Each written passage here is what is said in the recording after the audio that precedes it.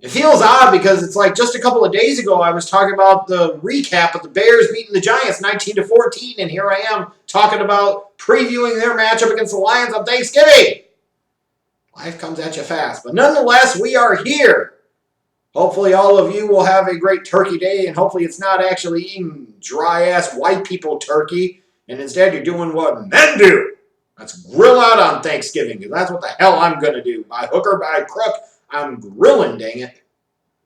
A great way to spend a Thursday, a day off too. Holiday my ass. Sit there and grill out and eat a bunch of food and just watch football all day. Sounds like a great day to me. I don't know about you guys. And of course, it all kicks off on Thanksgiving Day with a traditional rivalry. The Chicago Bears traveling to Ford Field to take on the woeful Detroit Lions. And you look at this matchup and you have two teams that are in opposite sides of the spectrum. The Detroit Lions, Matthew Stafford's out. They may or may not have Jeff Driscoll, but even if they do, doesn't really matter. They don't have Kerryon Johnson. They have some injuries on defense. They've been playing terribly on defense. They're on the skids. They just lost to the freaking Redskins on Sunday. Like, the Lions season is over. I guess 9-7 wasn't good enough after all. If you're going to be bad, get nuts, Bob Quinn. Get nuts, Matt Patricia. But the Lions are going nowhere fast, and everybody knows it.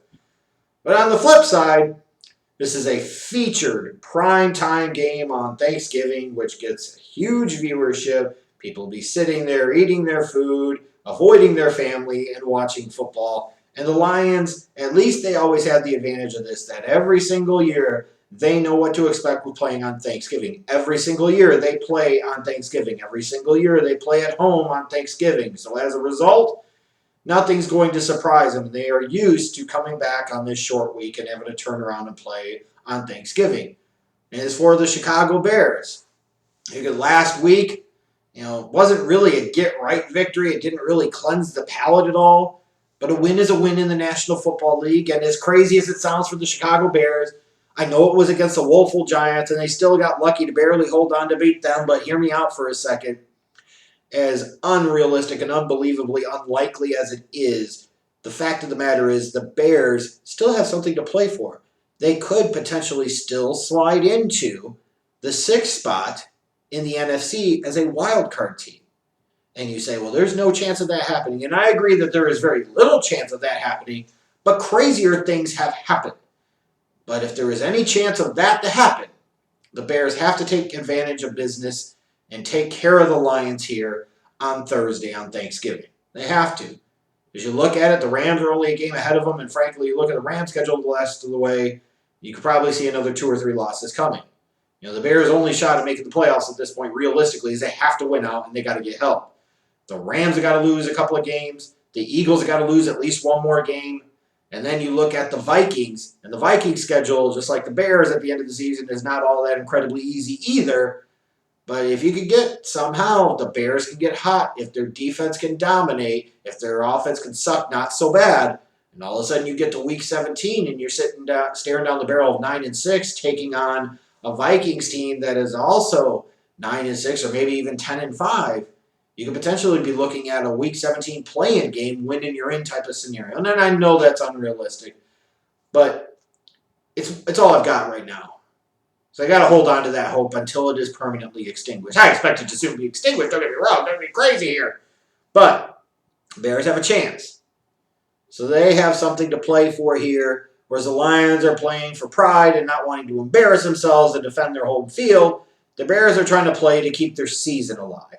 So it'll be interesting to see what team comes at this with a little more passion, a little more, really I would say, anger, a little more motivation, a little more persuasion. Yeah, all of that and so much more.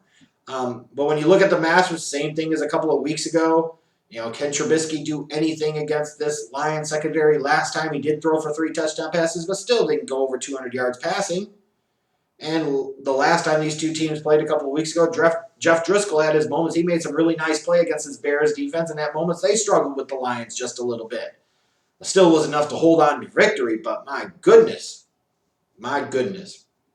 If there was ever an opportunity for the Chicago Bears to go out and win in an impressive fashion and make a bit of a statement heading into December, heading into that last 4-game stretch of the season, which will continue next Thursday night against the Cowboys.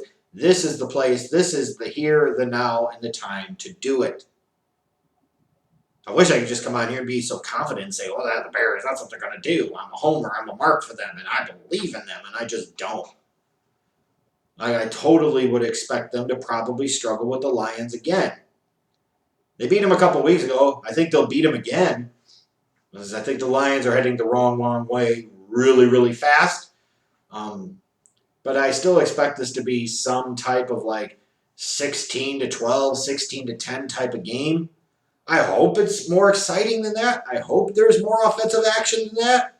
But looking at these two teams, I most certainly as hell would not count on it at this point. But I think for at least one more week, the Bears are going to do just enough. They're going to bear down on the Lions, and then let's move on to December and see what happens.